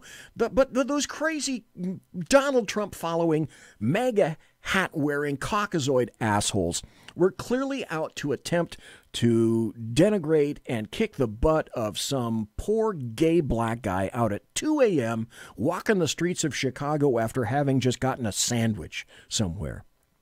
So that's the story. This is MAGA country. TMZ reports the offenders yelled as they fled after the assault. Okay. From the very beginning, this did not, of course, pass the BZ smell test. Okay. You got to ask yourself some questions. There's a guy named Weigert. I think he works for ABC. And this guy who's a journalist in Chicago, he thought that this didn't pass the smell test. So this guy in Chicago who has taken a load of crap for exposing this story began to dig a little deeper because apparently it reeked with him too. So I began to ask myself questions, probably like a bunch of you already did. Why now, if you remember during this, on the 29th, January 29th, it was really, really cold back east. And it was Arctic, basically Arctic conditions in Chicago at 2 a.m. Okay, so why would two Caucasoid MAGA hat ski mask wearing dudes hang around? And I went to go look at this because you can go on the NOAA website and the weather website and find out the temperature, the recorded temperature at certain hours in certain cities. So I did my due diligence on this. So I asked myself, why are two Caucasoid MAGA hat ski mask wearing dudes hanging around in the -9-degree Chicago temperatures at 2 a.m. in order to hope for any young, gay, black guy to walk by and their kit already having been prepared. They're ready with bleach, they got gloves for thumping and a rope for lynching, right? And so, after that, all the leftists began to weigh in. Here's AOC, Alexandria Ocasio-Cortez. She wrote on Twitter, "There is no such thing as racially charged," referring to the racially charged attack. "This attack was not possibly homophobic. It was a racist and homophobic attack. If you don't like what's happening to our country, then work to change it. It's no one's job to water down or sugarcoat the rise of hate crimes." I'm going to say this throughout the story and for the rest of the half hour while I'm still on the air. You want to find out about the rise of hate crimes? You want to find out the truth about hate crimes? Oh, here's an idea. You might want to find out about hate crime hoaxes, because I discovered there's a repository on the internet of hate crime hoaxes. And if you try to disseminate this, by the way, on Facebook, I discovered, you're going to get 404 forbidden. It's for Facebook says you can't go there. Now, they'll let you have the link, but they'll tell you where there should be a picture. They'll say 404. Forbidden. So where do you go if you want to find out about hate crimes and whether they're real or not? All you have to do is go to Fake Hate Crimes, all jumbled together, pushed together, fakehatecrimes.org. I went there. It's the information. It's facts. These are all facts. The stats, the compilations, it's all there. fakehatecrimes.org. fakehatecrimes.org. Don't go anywhere. Come right back. Conservative media done right. You're listening to the SHR Media Network. Hey, this is Michael Wright. And I'm Shannon Wright. Join us for The Right Way with Shannon and Mike, Monday through Thursday from 7 to 9 a.m. right here on SHR Media. Why are they joining us? For fun things like sports, politics. Oh, maybe some news and entertainment?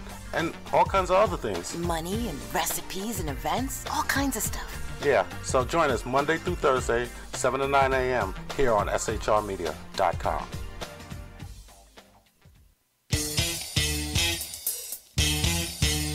From a public locker inside a dilapidated Long Island rail station comes a show designed to piss off liberals using truth, facts, and ridicule. The Lid Radio Show, featuring the conservative voice from the People's Republic of New York, the Lid himself, Jeff Dunitz.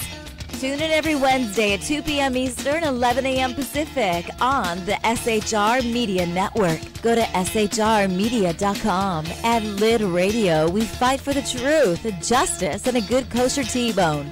If you don't listen, Hillary Clinton might sneak into your bedroom in her housecoat late at night and blame you for her election loss. It's the Lid Radio Show with Jeff Dunitz.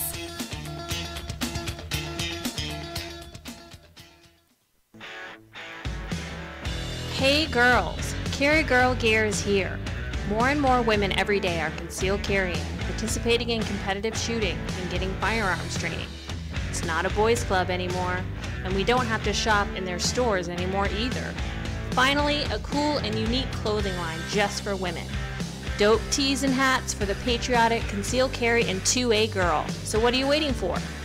Go check out carrygirlgear.com today. It's your business diva here, Melanie Collette. I am inviting you to a front row seat as I discuss some of the most intriguing details of wealth and finance with today's movers and shakers in the world of business.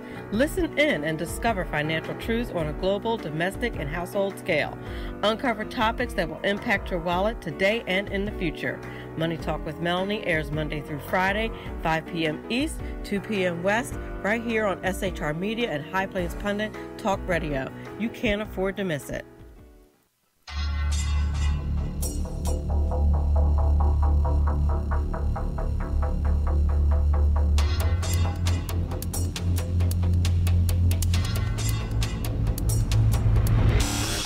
The new show on the SHR Media Network, Sackheads Against Tyranny. On shrmedia.com. Go there quick like a bunny, 11 p.m. Eastern, 8 p.m. Pacific every Wednesday. Live and direct on the SHR Media Network. shrmedia.com. Be there.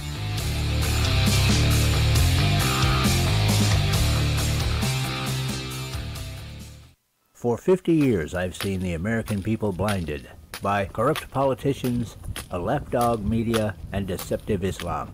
The one thing the elites fear is one man with a cane. I'm Dave Milner. Join me through Spreaker, iTunes, and SoundCloud, through SHR Media and the Western Free Radio Network, for half a century of experienced perspective on political and social issues, weekly on The Unpleasant Blind Guy. And catch me on Jeff Mitchell's EDL Radio on blogtalkradio.com. There's no surrender, ever. Because truth is not always pleasant.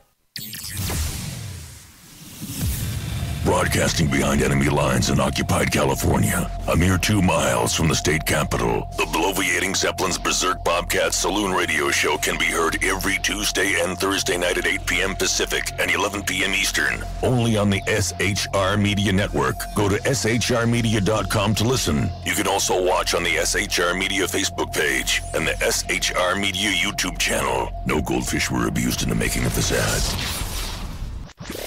Conservative media done right. You're listening to the SHR Media Network. Ladies and gentlemen, boys and girls, children of all ages, it's the final 25 minutes here at SHR Media, the sumptuous and palatial SHR Media Studios, where I, BZ, the bloviating Zeppelin, am broadcasting behind enemy lines in occupied California, 2 miles east of the locus of evil on the entire East Coast. For the first hour, we had Carrie Baxter Donovan, citizen journalist and BZ's East Coast political goddess. I thank her once again for being on in the first hour. And to start the second hour, I had a whole bunch of happy stories. Went through a number of those. I still have a ton more. But I want to talk a little bit about Jussie Smollett. And I hope to get through this because I want you to hear. We just talked about, for example, AOC said, "Oh my God, this is so terrible about Jussie," and then a whole bunch of other celebrities decided that they were going to react and they were going to weigh in to what happened with Jussie Smollett. Now, the world is shocked and saddened to hear the news of a terrible attack on the actor Jussie Smollett. Yep, he's been hospitalised after what's being called a racially charged assault and battery in Chicago. Now, it is amazing to see everyone come together at this terrible time. Ariana Grande, Demi Lovato, Zendaya and John Legend are just a few of the many, many people who have shared their support. Now, we'll talk about their reactions more a little later. Now, the incident happened just hours after Jussie landed in Chicago. Just before the attack, he posted this picture of him smiling with the caption, "Mood after spending 7 hours on a plane for a 2-hour flight, but finally landing. All good. Love you all. Good night." And so I think you get the gist of that because I'm going to have to move on, so to speak. All the celebrities weighed in and said, yes, we know for a fact this happened because America is nothing more than a racist society. Obama said so. Eric Holder said so. So it must be so. Then a funny thing happened, like that guy Weigel, the journalist in Chicago, began to look into things, and people began to have their own version of what I call the smell test, and not just ancient and decrepit old caucasoid males like me. There's a guy named Joe Budden, and he happened to say something similar to, well, it's a lie. See you guys later. Enjoy. He's lying. And we're 30 minutes in. So do y'all want to get to the shits now, or do you want to? All of it is the shits to me because I want to talk about the Empire dude. Okay, that's nuts he finally to made me. a statement, right? Yeah, he did. Man, it's an interesting statement. All right, I'm shutting up then. Why? No, we can't shut up. I'm insensitive. Y'all talk. No, you're not insensitive. It is. You're insensitive. What statement did he make? The statement was more saying, I mean, he started with "my body's fine, my soul is stronger," the things that we all wanted to hear for his health because we all care about how he is doing. Right. Mm-hmm. He then went on to explain that everything that happened in the story is factual, and he's going to make sure that we all know it's factual. There you go. Which was a little odd to me. It's a lie. He's lying. But yes, his statement was very vague. I am happy and he that is he's addressing the people. Okay, stop. This is an urban radio show where even early on in the investigation, we got this guy named Joe Budden. Let me see if I can back cue to this. Who said basically about how he is doing. Right. Yeah. He then went on to explain Said this. that everything that happened in the story is factual, and he's going to make sure that we all know it's factual, which was a little odd to me. It's a lie. He's lying. It's a lie. It's a lie. He's lying. Well, apparently he didn't. That shit didn't pass the smell test to him either. So essentially what happens is that crap basically unravels from there. Breitbart provided a timeline for the whole thing for what they term it was a hate hoax attack. So this all starts on January 29th. So he's hospitalized after an attack described by the Chicago Police Department as a possibly racially charged assault and battery. And TMZ starts the stuff rolling, so to speak.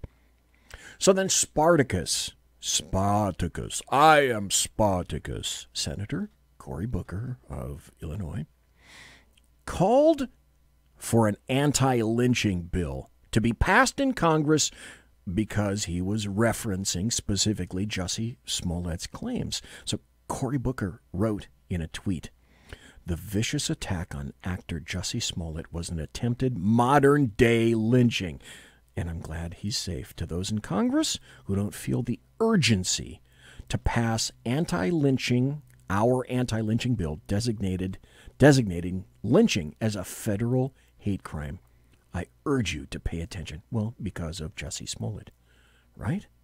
Okay. Then there was, of course, a presidential hopeful and Senator Kamala Harris, Democrat from California, right here.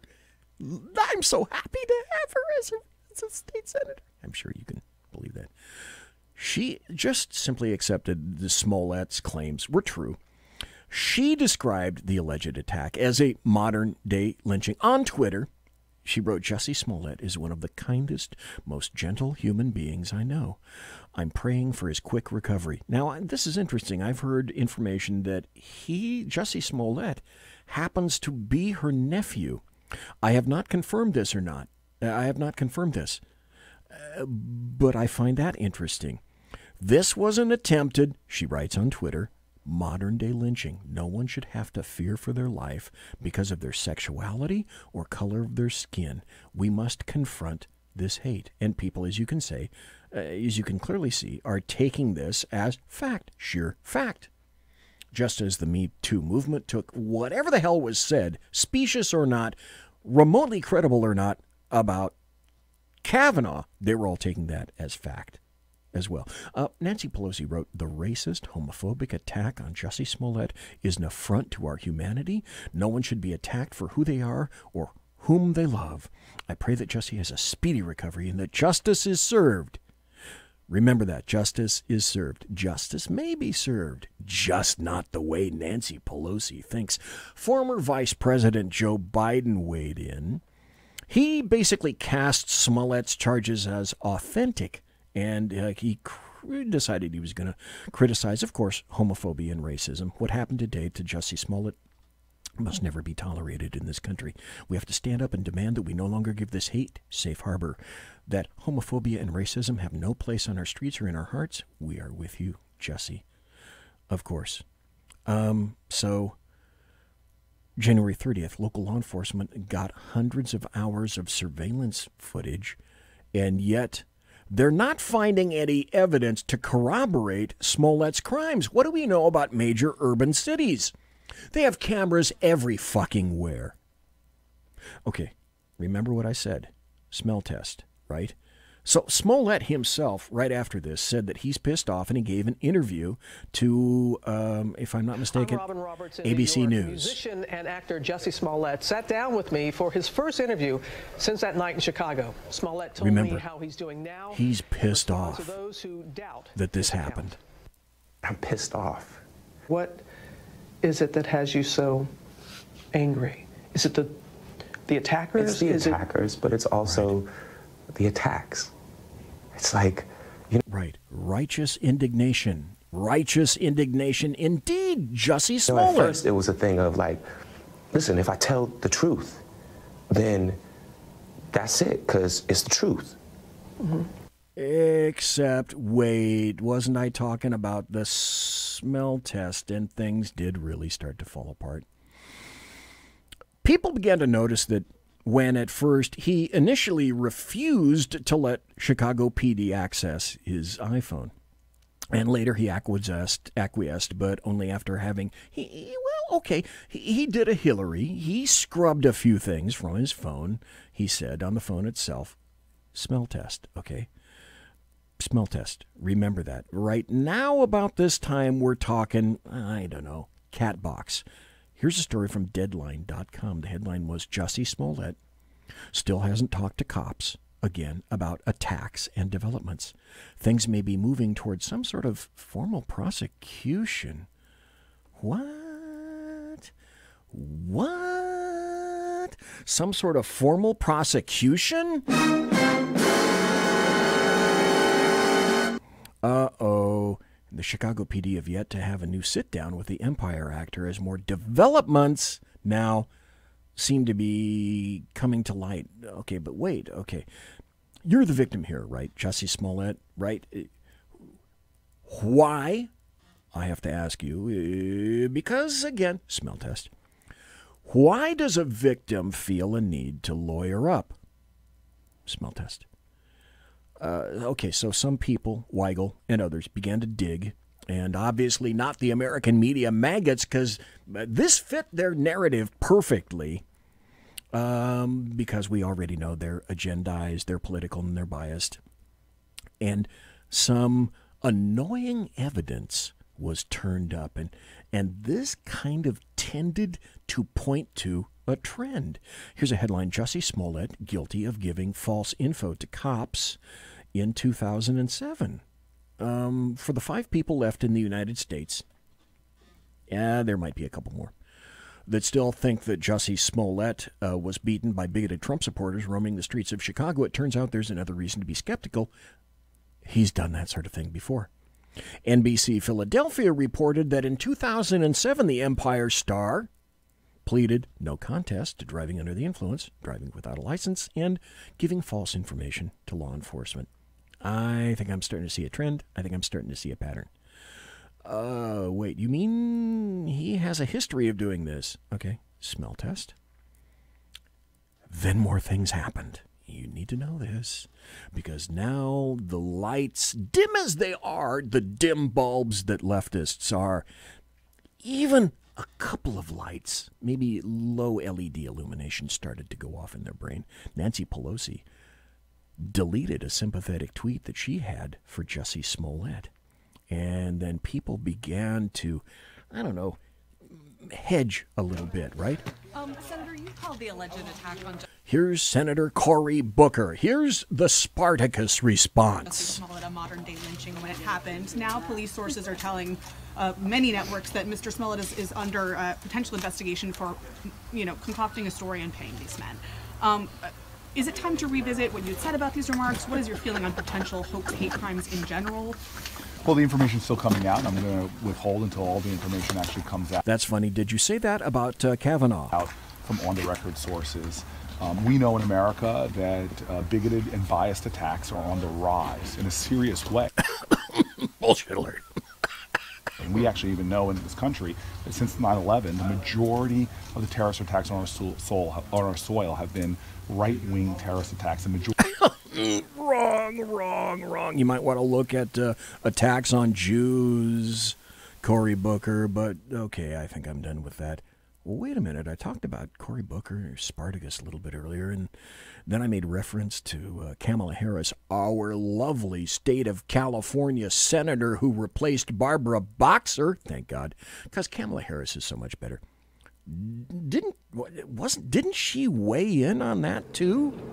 Shep, candidates here are being confronted with questions about whether or not they were too quick to condemn the attackers in the Jussie Smollett case, including Senator Kamala Harris, who needed a minute to think about whether or not she stood by her previous comment that the attack was an attempted modern-day lynching.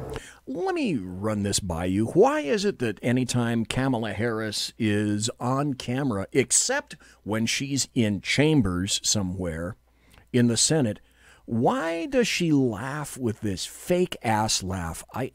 Anybody have an answer to that? Which tweet? What tweet? About saying that it is a modern-day lynching, that... Sorry. Yes, Jussie Smollett. Okay, so I will say this about that case. I think that the facts are still unfolding, right. And I'm very concerned about, obviously. Yeah, she's concerned. Where was that circumspection with regard to Kavanaugh? Okay, so how cautious were these two massive leftists when the issue of Kavanaugh emerged? Like I said, where was their reflection? Where was their consideration? Where was their circumspection? Basically, it was non-existent. Okay, so Chicago police now suspect that Smollett paid two acquaintances to stage an attack against him, according to reports from numerous outlets. The two men, who are U.S. citizens of Nigerian descent, were arrested last Wednesday but released from custody Friday. They're reportedly cooperating with investigators, meaning that they are singing like little berries, like little birds singing. Here's the deal, and this is how you knew that Jussie Smollett was lost. He was cast aside. He's in the rapids all by himself, poor guy. When CNN begins to move against you, you know that you're in some serious fecal material. CNN even began to question with a smell test, and they found Jussie Smollett beginning to fail. They wrote, two arrested in connection with attack on Empire star Jussie Smollett were released without charge. Why? Like I said, it's because they sang. Two men who were questioned in connection with the attack, reported by Empire actor Jussie Smollett, have been released without charge, the Chicago police said. So even CNN is jumping in on this. Okay, so what happened? Let me do the translation for you for this, because I speak leftist, and I can do the translations for you, and the translation is this. The Nigerian brothers, they rolled like a Douglas fir in a Northwest river. That's what happened. Only when they knew the meme was bullshit, true utter bullshit, did the American media maggots begin to weigh in. From CBSNews.com, brothers say Jussie Smollett paid them in order to participate in the alleged attack. The source says those two Nigerian brothers got paid by Jussie Smollett. The brothers' attorney, Gloria Schmidt, said, new evidence that was brought to their attention, obviously. I had it. My clients had it. The rope, by the way, Smollett paid them to participate in the alleged attack on January 20th, and that they purchased the rope, which was found around Smollett's neck, at a nearby hardware store. The source said detectives have evidence to corroborate the sale, something the men's attorney alluded to earlier. And then there was page6.com. Now, this is interesting because I make reference to Jussie Smollett being an actor, right? And when actors have a role, what do? They rehearse for their role. So I found this interesting also from page6.com. Jussie Smollett and their pals reportedly rehearsed the alleged attack. Jussie Smollett allegedly promised to pay his two pals $4,000 to stage his racist and homophobic assault, which the trio even rehearsed beforehand, according to a new report. The embattled Empire star paid $3,500 to bodybuilding brothers, I can't even pronounce their names, before they left for Nigeria, the day of the January 29th attack, and promised another $500 upon their return to the U.S., sources told CBS Chicago. So late Saturday, Chicago police spokesman Anthony Guglielmi said cops reached out to Smollett's lawyers to arrange a follow-up interview. Because that's what you do if you're the police. If you have new information, you want to talk to somebody else again, and you want to figure out what this guy's status really is. Well, you have to ask yourself, from his angle, from the angle of his attorneys, right around this time, why would Smollett's attorneys allow a follow-up interview to the cops? Smollett could only sink himself even deeper. Smell test.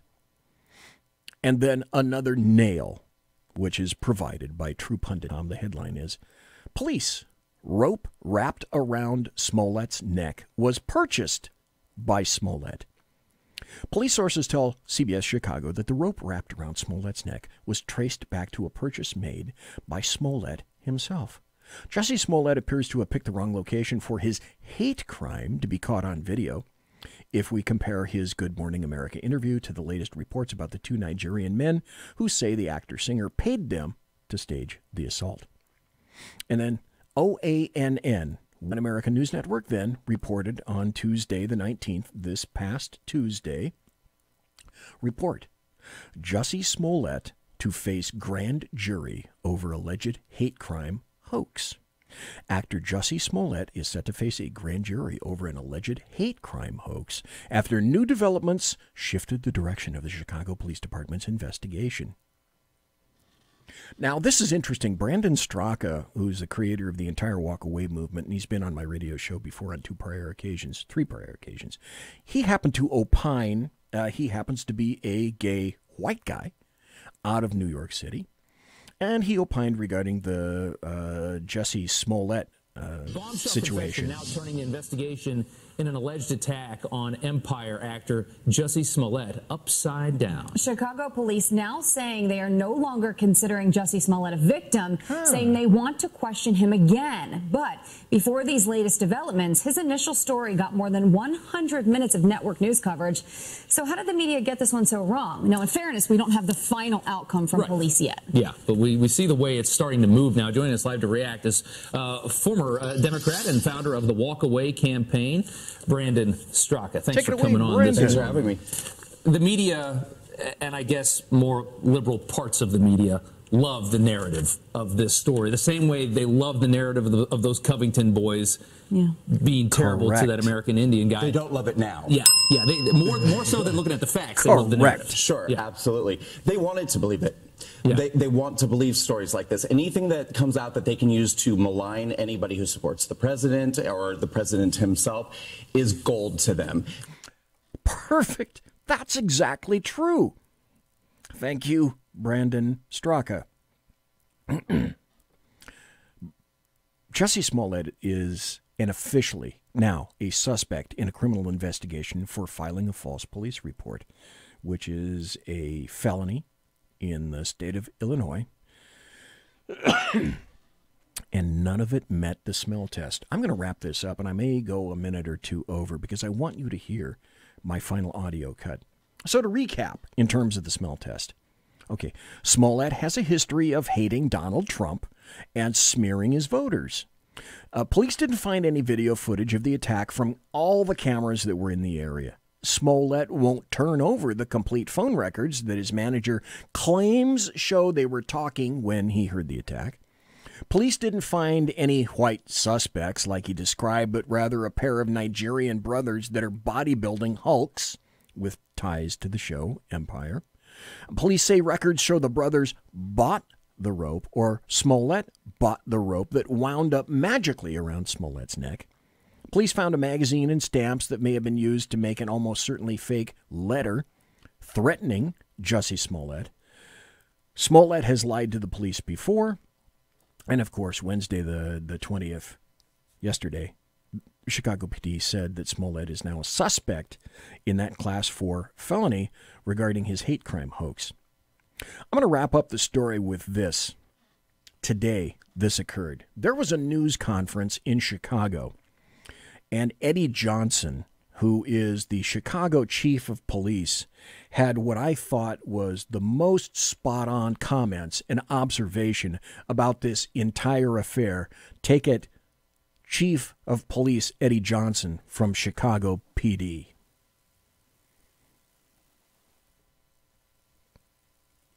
Okay, take it. Go ahead. Come on. There we go. We are getting some breaking news into the newsroom. Here's the latest. I know the racial divide that exists here. I know how hard it's been for our city and our nation to come together.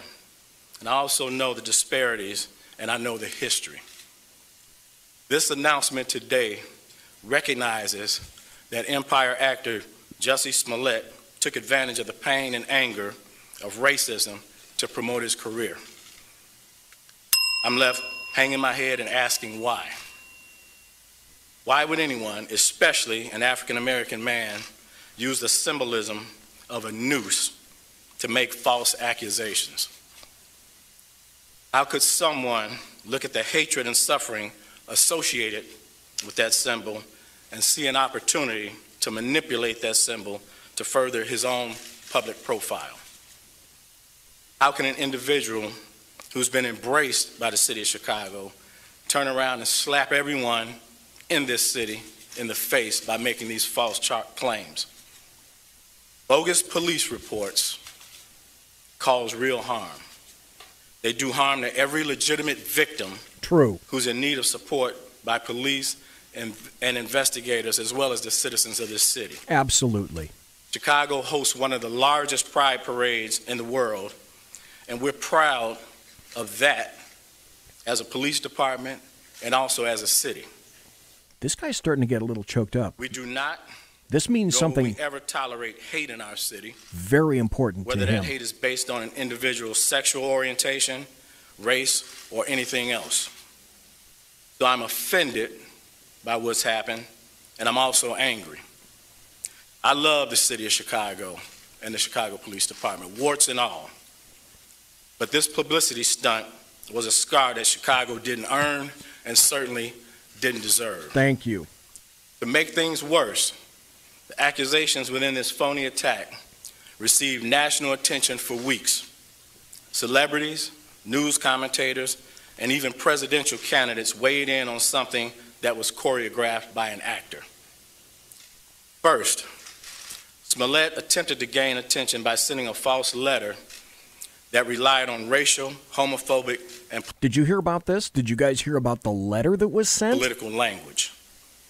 When that didn't work, Smollett paid $3,500 to stage this attack and drag Chicago's reputation through the mud in the process. And why? This stunt was orchestrated by Smollett because he was dissatisfied with his salary. So he concocted a story about being attacked. Okay, let me stop right there to interject because I did the numbers on this. There are 18 episodes per season in Empire. Jussie Smollett was paid $65,000 per episode. $65,000 times 18 episodes equals $1,170,000. And this was all because Jussie Smollett was sure that he was underpaid. Now, our city has problems. We know that. We have problems that have affected people from all walks of life, and we know that. But to put the national spotlight on Chicago for something that is both egregious and untrue is simply shameful. I'm also concerned about what this means moving forward for hate crimes.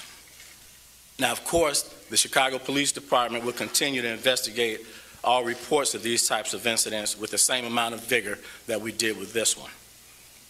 But my concern is that hate crimes will now publicly be met with a level of skepticism that previously didn't happen. Thank you, Jussie. Really appreciate that one. Smollett was treated as a victim throughout this investigation until we received evidence that led detectives in another direction.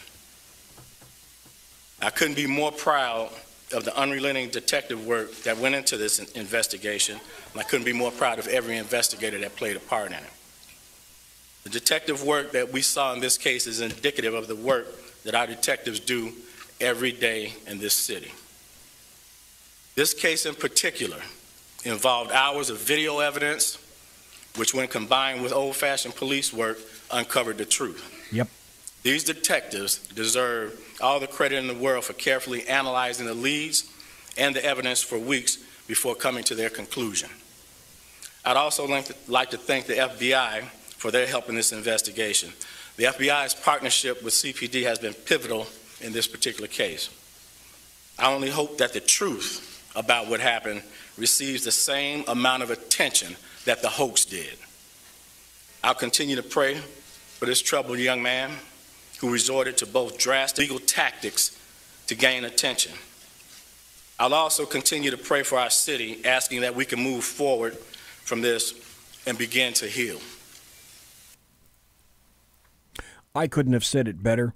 I couldn't have written it better. I think anybody else could have done so.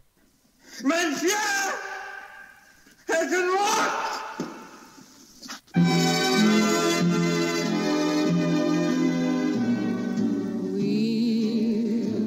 Ladies and gentlemen, boys and girls, children of all ages, I got to tell you, thanks for listening to the Bloviating Zeppelin's Berserk Bobcat Saloon radio show, live and direct right here on the SHR Media Network. If you want to contact me, you can find me on Twitter at BZEP, B-Z-E-P. Also, I've got a blog, bloviatingzeppelin.net. Promotional consideration is by the Lockheed Martin Skunk Works and also by the Boeing Company. If it ain't Boeing, I ain't going. And also by the Pratt & Whitney Engine Company, providing thrust you can trust.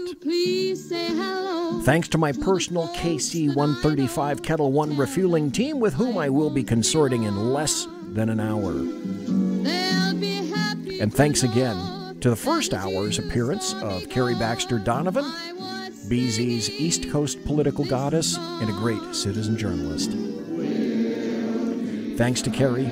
Thanks to you for listening tonight. Thanks to you for being in chat. Thanks to everybody for listening in podcast.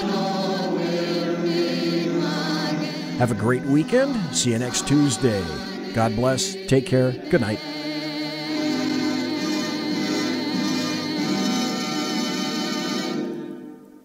Everybody quiet down now and get some sleep. Good night, everybody. Good night, Mama. Good night, Ben. Good night, everyone. Good night, Mama. Good night, Daddy. Good night, children. Good night, Daddy. Good night, Elizabeth. Good night, John Boy. Good night, Jim Bob. Good night, Jim Bob. Good night, Jim Bob. What's going on? I was asleep. What's everybody doing? Good night, Jim Bob.